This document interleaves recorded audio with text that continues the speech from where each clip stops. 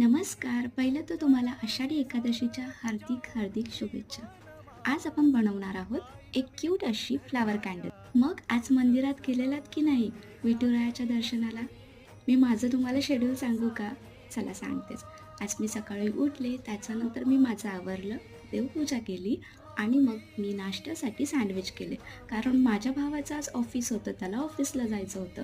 मला आज सुट्टी होती, मग मी सगळं आवरून गेले मंदिरात.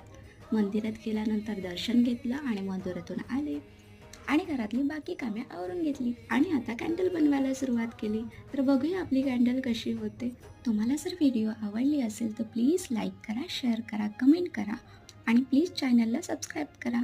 आणि तुम्हाला पुन्हा एकदा आषाढी एकादशीच्या हार्दिक शुभेच्छा. तुमचं सर्व स्वप्न पूर्ण होऊ दे, तुमच्या प्रयत्नांना यश मिळू दे आणि तुमचा आजचा दिवस खूप चांगला जाऊ दे. आणि बोला Ramkrishna Hari. Bye, take care.